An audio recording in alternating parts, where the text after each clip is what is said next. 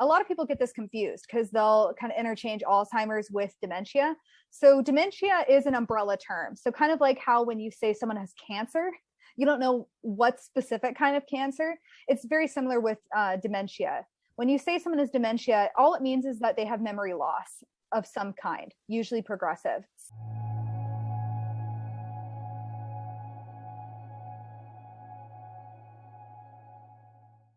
Hey, welcome back to Normalize the Conversation. Today, I'm here with Krista, certified dementia practitioner. Krista, thank you so much for joining me today. I am so excited about this episode. How are you really? I'm good. I'm good. I mean, it's a little chaotic because we're in the process of moving, but other than that, good. Moving is, I don't like change. So for me, moving sounds terrifying and overwhelming. So I hope it goes better than it would in my head and that you get to experience a happy and safe move. Are you moving out of state or are you just moving locally? Yeah. So it's definitely a lot of change for sure in a very short period of time, but I'm my early 30s. So it seems like that's the time in which all this happens. I got married in November and now we are moving from Southern California to Denver, Colorado. So halfway across the country. Yeah, but it's good though. I don't know. I'm less concerned with it because I grew up in Texas. I lived there my entire life. And then I moved out here to California by myself. So literally anything else is like no big deal in comparison to doing that. Yeah, it was wild. So change can be hard. And I know we'll probably get into that a little bit in our conversation since that is a pretty common thing with elders. So awesome. Well, congratulations on the move. That is amazing that you moved completely by yourself. I hope this move goes very smoothly. And I'm, again, super excited for this conversation. So today we're going to talk about dementia. So for those who do not know, what is dementia? So dementia is, a lot of people get this confused because they'll kind of interchange Alzheimer's with dementia. So dementia is an umbrella term. So kind of like how when you say someone has cancer, you don't know what specific kind of cancer. It's very similar with dementia. When you say someone has dementia, all it means is that they have memory loss of some kind, usually progressive. So that could mean Alzheimer's, which is the most common one. But it could also mean Lewy body. It could mean frontotemporal. It could mean vascular. It can mean all kinds of different dementias. And when you say someone has dementia, you're just saying they have progressive memory loss. That's really all you're saying. Okay, so I had heard that it was an umbrella term and I understood that, but I did not know that there were so many different types. Oh, yeah. So I'm really happy that you shared that. So do the different types of dementia affect the brain differently? Oh, yeah, definitely. You'll have different, a lot of folks will experience different things based off of their diagnosis. So for example, hallucinations are something that can happen when you have dementia due to the physical and chemical changes that are happening in the brain. But in Alzheimer's patients, for example, that happens to about 20% of people, according to the Alzheimer's Association, versus in the Lewy body, that is a hallmark symptom of the disease. Most people that get Lewy body will experience hallucinations or delusions, which are false beliefs. And a lot of people get those two things confused as well, but we'll get into that later. So with the different types of dementia, is there some that increase memory loss more than others? God, that's hard. That's hard to say. I would say, so it doesn't matter the diagnosis. It seems like how one progresses is very individual to them. I've worked with thousands of folks with dementia with all kinds of different diagnoses. And what you'll see, like I've heard a lot of caregivers talk about, the 7 stages of dementia. Most anybody that works in the actual healthcare field hates that because it does seem comforting to feel like what's going to happen. But the truth is, it doesn't always happen. I've seen people who are late stage dementia who can still run around up and down the hallways. I've seen people in middle stages of dementia start to lose their ability to talk. So it's really a different experience for each person. That's why I prefer, when I think of how someone progresses through most dementias, I think of it as early, middle, late stage. So you have what happens to most people when they're in early stages, you have what happens to most people when they're middle stages and then late stages. I think it gives you a much better picture of what will actually happen. Like I've had many caregivers that I've coached say, I'm terrified of hearing all these challenging behaviors that other people are talking about. Like, when's it going to happen to my mom? I'm like, it may never happen to her.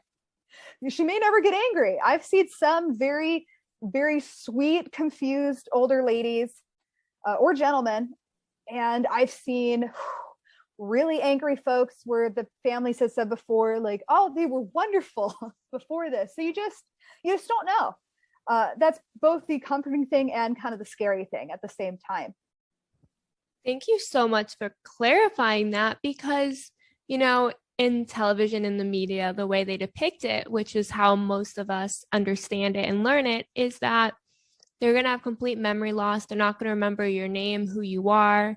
They will go through stages where they are very angry and throwing these fits that can be very dangerous. And it always looks the same. And it's always like guaranteed that they're going to have no idea who you are half the time. So it's really reassuring to know that it's different for everyone. And just because the media portrays it one way or someone else experienced one way doesn't mean your loved one will. But there are also ways you can prepare for it. And there are ways you can learn to understand challenging behaviors. So I want to switch over to challenging behaviors. What are some of the challenging behaviors that are commonly exhibited by individuals living with dementia? Yeah. So I guess my background, I worked at a psychiatric hospital where folks would be hospitalized for challenging behaviors. So I probably saw the more extremes of those behaviors. I worked in the therapy department. So a lot of what I would do was a lot more natural, holistic interventions. I worked in the activity therapy department. So what that meant is if the doctor wanted to know how much medication should I prescribe to help mitigate some of these really extreme behaviors, we'd actually do an assessment ourselves, and we would offer our own interventions first, so that then he could be like, okay, so this is baseline then. So maybe we'll try this. I really, really like my hospital for that reason. It was really great. Not everybody does that. So I felt very privileged to be a part of a system like that. But the main challenging behaviors I would see are sundowning. So whatever symptoms they had just in general would increase as the day went on. That's what sundowning refers to. The biggest one, where I think this is hilarious because it's like what I find almost a universal experience of dementia, that many caregivers think that this is just a weird thing my loved one's doing. I'm like, no, they're all doing this, is they ask to go home. This is a big one that almost everybody I talk to who were in like middle to later stage dementia would ask about. I'll get more into that later. And I saw a lot of anger, mostly just because of the setting I worked at.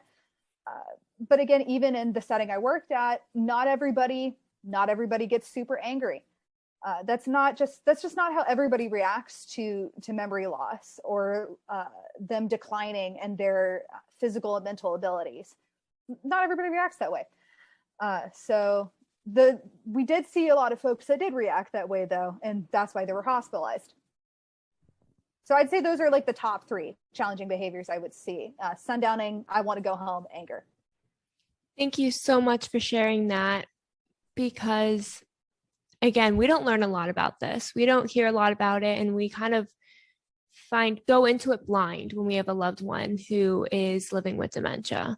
So I was wondering if we could break down each of these three challenging behaviors that you shared and talk about how caregivers can approach these behaviors. So starting with sundown. Yeah, so sundowning, when I think of sundowning, I think of it folks having a lot of nervous energy, a lot of anxious energy that can turn into them being irritable, them being angry. It's just increased confusion. That's mostly what it is. So I found that having a good activity that would channel a lot of that nervous energy was great. So them helping me out in the garden, this giant garden they had in the back of the hospital, that was really cool that we even had that. Them, like, I'd say more than anything, I think a lot of folks, when they see the decline of abilities, they think, oh, children's activities like coloring, crosswords, and there's nothing wrong with that stuff, but I found what tend to work better to stave off sundowning was asking them, hey, could you show me how to do this? Could you help me with X? Could you put this together for me? Like, it's all these things that I knew they could still do, but they were still being treated like adults. That's the biggest thing. So and it helps with sundowning, because the more you can mimic how their life was before dementia, or wherever they think they are in space and time, like as they progress and as the short-term memories go, they could think that they are, have young kids and are in their 30s, or they could believe they're children themselves and they need to get to mom and dad. So whatever activities are most consistent with where they think they are in time and space is going to do the most to make them feel secure and safe and like they know what they're doing. I mean, a lot of sundowning is due to boredom. They'll pace back and forth. They'll, try to pull on doors to try to get out, to like get to their jobs, get to their kids, get to their lives. I mean, if I think about it this way, if I was pulled out of the life I'm living now and dropped into a hospital or dropped into long-term living and told, this is your home now, you can't leave, that would be terrifying. So as much as you possibly can, really simplify things they would have done before dementia, or simplify things that are adult tasks, adult chores, adult activities into ways they could be successful. That's the best way to stave off sundowning. So I'd say that's sundowning. With I want to go home, it's a lot, it's very similar. So a lot of folks, they get confused, and when they hear their loved ones say, I want to go home, they think a physical place. So you'll have older ladies say this in the home that they lived in for 40 years, and they'll be like, this is your home though. Or they'll say that, in their new nursing home, and they're like, this is your new home now. That's terrifying if you have no clue that's what's going on. You're like, who is this scary person? Oh my God. They don't actually mean a physical place though. It's them expressing that they're uncomfortable. Like, I want to go home might as well mean I feel uncomfortable here. Like, I feel uncomfortable because I don't recognize anything. I don't recognize anybody. I don't know what I'm supposed to be doing right now. So I want to go to a place where I know what's happening, where I'm in control of things. That's what they really mean by I want to go home. So the best way you can do that is, you, like with sundowning, you recreate as much as you can. I've seen people put in like different furniture pieces that would have looked like where they think they are in time and space, to help bring that familiarity for them. So the way that you figure out I want to go home, like what they actually are getting at, what the need is underneath I want to go home, is you ask them, what do you need at home? And it may be a nap that they need.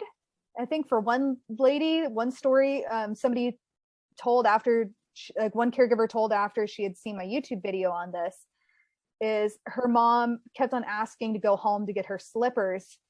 And they eventually found out that she was asking for slippers because she equated, I guess, home and slippers and robe with being comfortable, and her toenail was like digging into her foot and no one had noticed. So she was trying to tell them, hey, my toenail is digging into my foot. But instead, all she could say is, I want to go home. If I could get my slippers, my feet will feel better. So it could be as simple as that. It could just be like, my kids should be here, or I should be cooking dinner for my family, or I should be going to work, all that type of stuff. So as much as you can provide them with with purpose, provide them with things that resemble where they think they are in time and space as much as possible. That's one of the best ways to help them feel like they're at home without maybe being at home. Let's see. Last one was anger.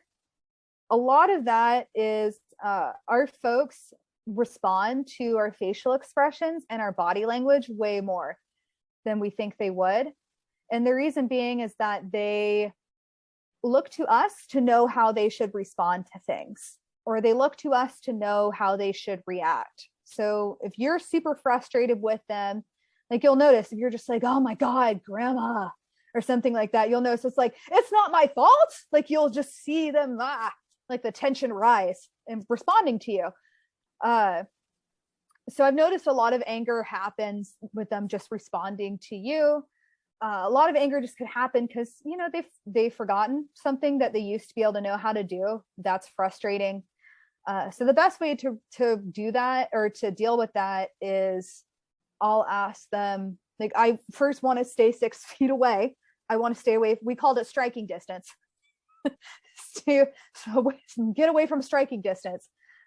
Maybe stand to them like a little bit on the side. Like if you're standing straight onto them, it's really confronting looking to them.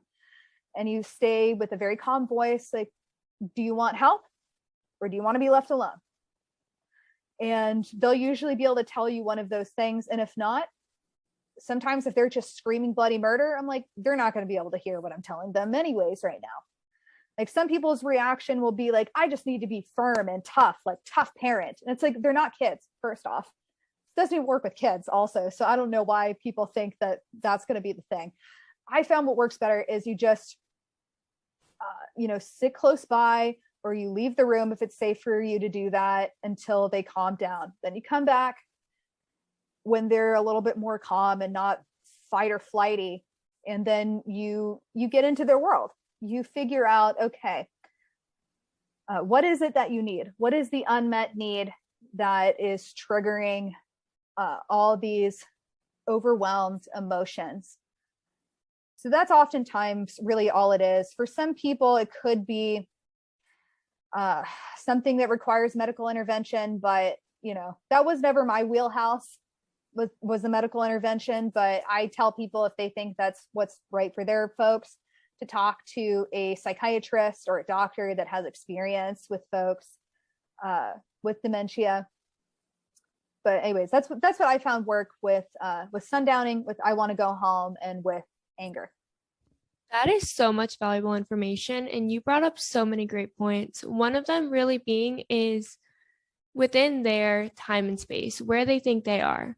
Because you can't, if someone thinks that it's 20 years in the past and you are trying to explain to them that they're 80 years old, 90 years old, and they need to be doing kid activities, you're not really helping them.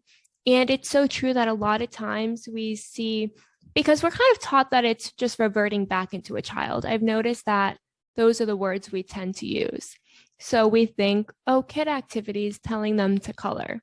And they may not want to be treated like a kid. They may want to be treated like the adult that they are and still feel respected. I have a loved one who's been diagnosed with Alzheimer's. And one thing that I've noticed is she doesn't want to lose her freedom.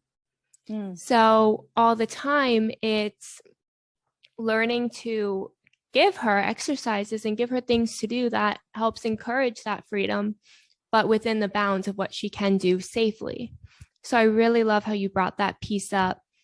Also, the familiarity. In my case, the person I'm speaking about has lost so many people. So there's not a lot of familiarity. Living in a different place or going back and forth between places has been very challenging for her. So something that we could do is focus on bringing in pieces that remind her of kind of that life that she feels comfortable with. So I really appreciate you bringing that up, because that also taught me a lot. And then lastly, with the anger, it is so true. We tend to get frustrated. I am so guilty of it.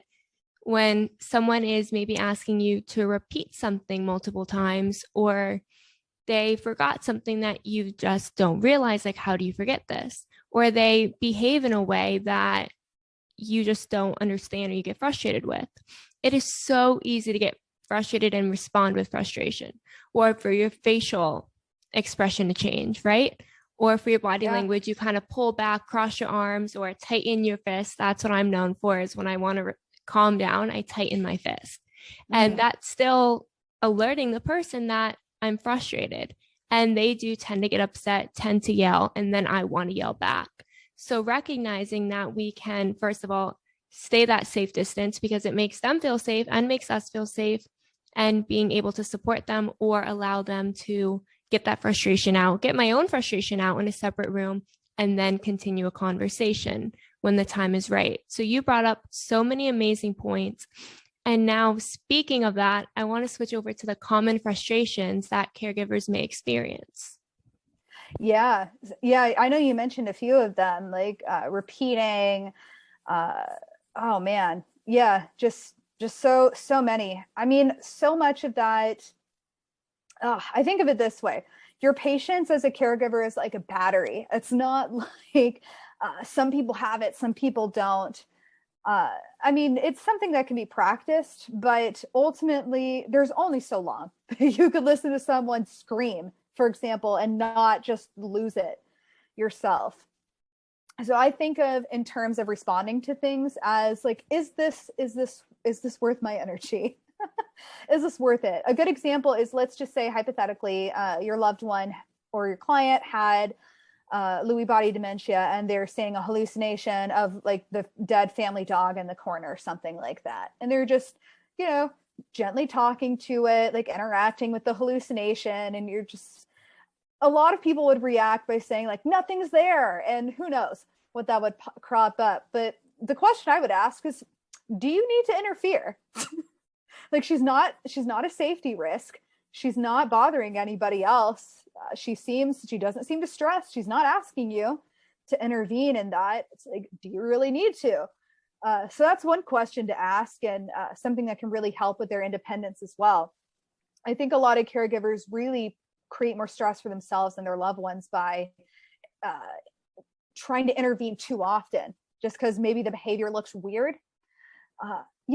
Like I said, as long as it's not hurting anybody or themselves or a safety risk or a health risk, it's like, let it go, man. Just let them make some choices themselves. Like, they're adults. Like, I've had some caregivers get so stressed about like, oh my God, I can't get mom to sit down for dinner. Like, she just won't ever sit. It's like, have you ever considered just, I don't know, having bowls of snacks around for her to just grab? Or it's like, have you considered just, I don't know, letting her eat on the couch? And it's interesting because there's so many things that, like, I'm not saying that caregivers are creating this themselves. Obviously the diseases, but there's so many things that could be let go of that would make their life and your life a lot easier. And that can be hard. That can be, especially if they're living in your home with you, that could be really hard to let go of that control. And, likewise, it's really hard. I can imagine it's the same with your loved one. It's so hard for her to let go of that control, that independence, that autonomy, that life that she has always known. That's so difficult. Man, a great tip that I gave one of my clients pretty recently too is, I'll say, if you are asking her to help you cook dinner, help you clean or whatever, chances are she thinks this is your house and that she's a guest at your house. No wonder she's asking you if she could go home, because it's like she's perpetually a house guest. So instead, maybe you could say to her, hey, you asked me like an hour or two ago if I could help you with dinner. Do you want me to chop vegetables or to take this out first? Like, important thing when you're putting them in the driver's seat is you want to feed them the answers, so they're not having to pop the answers out of nowhere. Like, you're able to be like, hey, is it okay if I do X? And all they have to answer is yes, and they're suddenly in the driver's seat. Like, it's their meal, like it's their activity. So it gives back that autonomy. It gives back that independence, and them feeling like yeah, I'm in control of my own life. Like, you're facilitating that for them. You're making it possible for them to be able to live as much life as they had known it, as much as what's safe and what's possible for you guys. And it's so simple. It's just sometimes how you approach it. That is such great advice. It is so true. We tend to respond out of fear, honestly, when someone Yeah. is exhibiting behaviors that are different than how they used to behave or that Sure. seem out of the norm. So, recognizing that you don't always have to interfere, definitely questioning the safety. If they are safe, you're 100% right. If they are safe and it's not hurting them, it's not hurting anyone, you don't necessarily have to intervene. And then I really love how you brought up putting them in the driver's seat, allowing them to feel like they're still in charge, because it has to be terrifying for them too, to recognize that I'm not remembering and people are getting frustrated with me and what is Yeah. wrong, or I'm not able to do what I used to do. Why can't I do it? But setting them up to be able to help them and support them without them knowing that you're trying to do everything from them, allowing them to feel like they still have the freedom and the autonomy and the ability to do what they used to do. So I really appreciate you bringing that up. And to add to that, what are 3 things that you believe every caregiver should know? Yeah. So I guess the first one for them to know is that you're not alone. I mean, I know this mostly because I run a giant free Facebook group, and that, like, I get like 100 new caregivers a week coming into this group. So you guys are far from alone. That's the biggest one. It blows my mind just everywhere I go. When I tell folks what I do, that I run a dementia caregiver membership, it almost everyone's response is, my loved one has dementia, they had dementia, or I know somebody. So it is so pervasive. So to think that you are the only one that's dealing with this is so far from the truth, it's not even funny. So that's the first one. Second one is that kind of like what we were talking about, like different subtle ways that you can support your loved one in living as independently and as with as much autonomy as possible. Activities don't have to be complicated. A lot of caregivers get super stressed out with having to come up with all this stuff. I mean, even having them help you with something that you're already doing, and again, framing it as if it's something that they would have been doing. It's like, Mom, you asked me to fold the towels earlier, but I don't know if I could do this all by myself. Like, I know it's annoying, but could you help me? Like, that's, again, it's framing it like, oh God, my daughter, she just never finishes things she starts. I got to come in and save her. That type of thing. But it's the little things that really give them back their power, their confidence. Like, I could imagine if I could just not do anything by myself ever again, just how confidence shattering that would be. And that's a lot of our folks' experience. So it doesn't have to be super complicated. It's just breaking apart any task into the steps and thinking, okay, Mom may not be able to do the dishes from start to finish by herself, but she could put something away. Who cares if it's perfect? I'll come back later when she's not looking and put in the right place, but whatever. Or, Mom could dry it, or even with, cooking a meal. It's like, or I don't know, some fun thing I'll say if I've, done some type of like baking or putting together something activity with my folks is, I don't know why I can never just get this done myself. I'm really glad that you're here to show me how it's done, or something like that. Like, it doesn't matter. Any little thing. It's like, I'm glad you could show me how to wipe down a table. Like, you're good. You're really good at that. Like, these are all very little things that honestly, again, don't take a ton of planning, don't take a ton of effort, but are life-giving to our folks. So that's the second one. Activities don't have to be hard. Just break it down into little steps and just give them that step. And I think the third thing all caregivers should know is they can't caregive by themselves. Setting up local support, online support, and seeing how much it's possible to outsource is so important.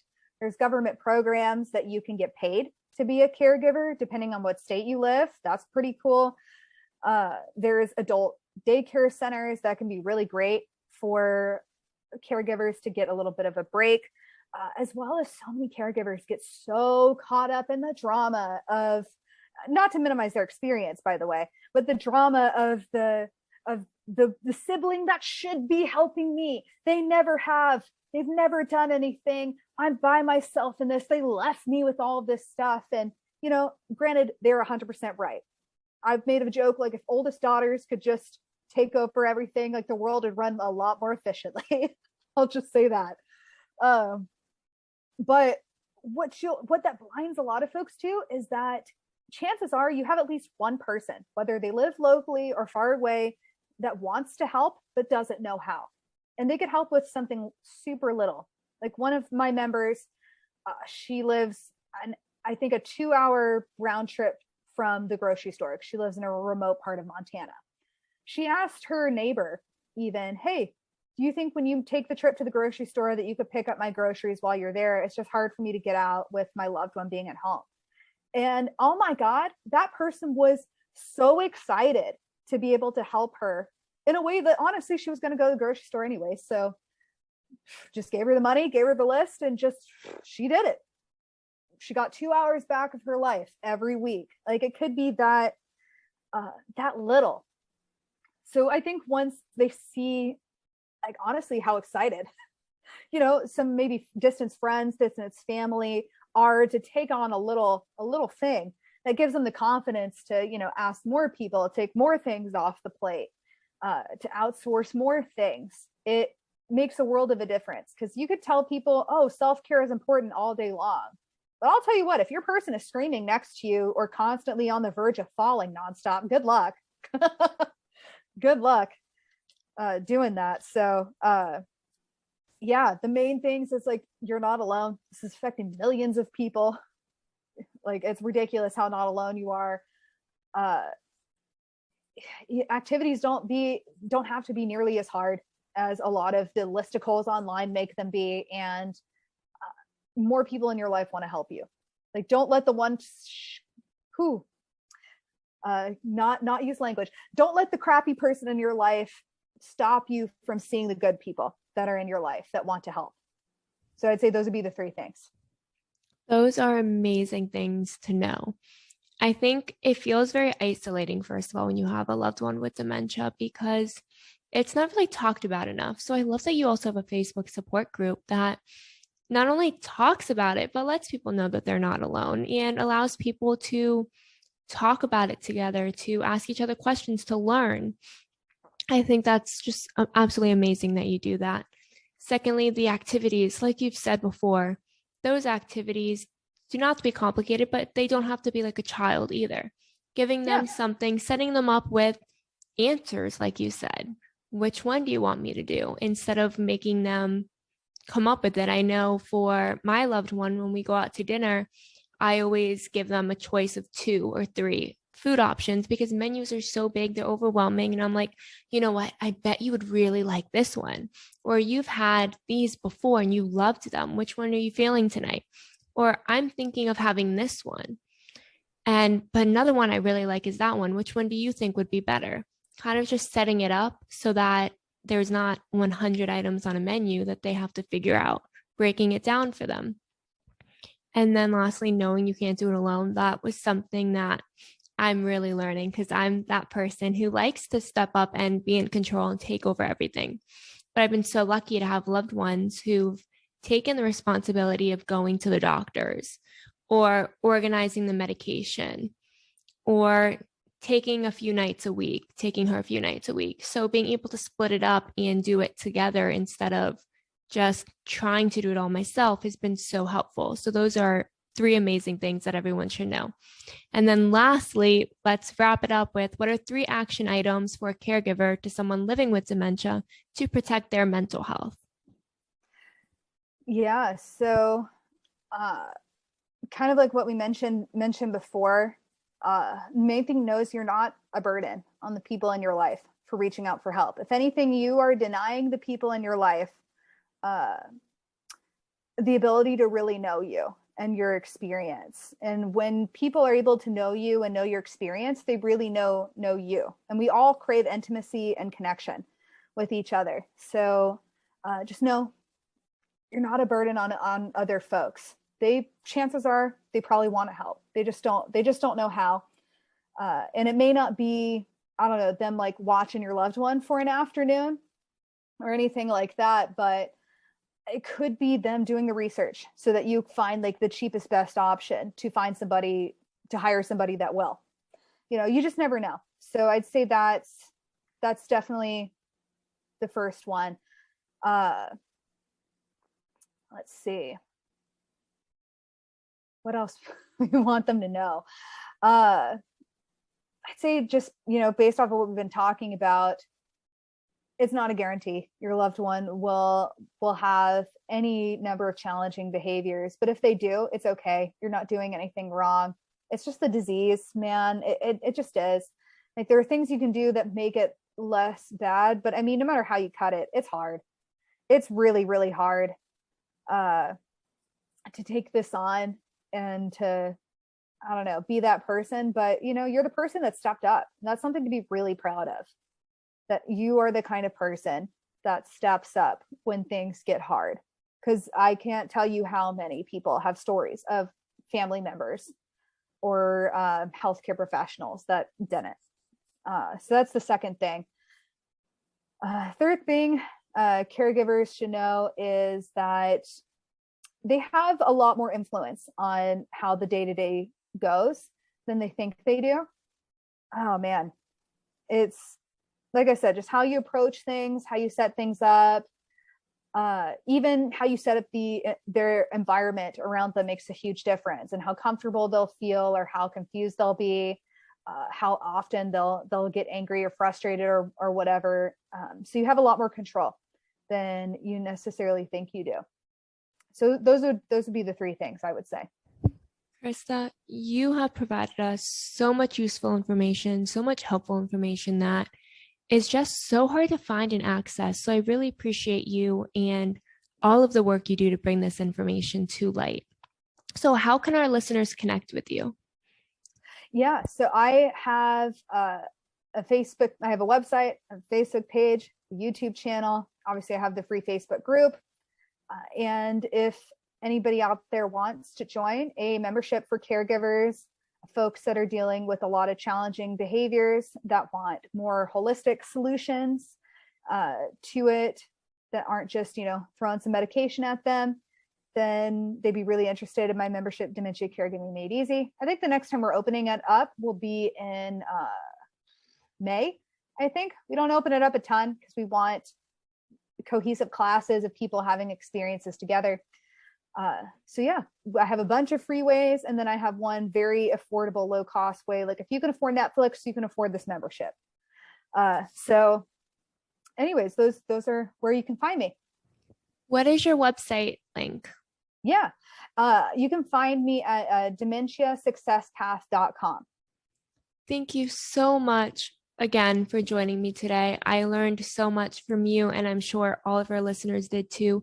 You are absolutely amazing to be providing this information and resources to caregivers, as well as being that supportive person for individuals living with dementia. You are absolutely awesome, and thank you so much. Oh, thank you.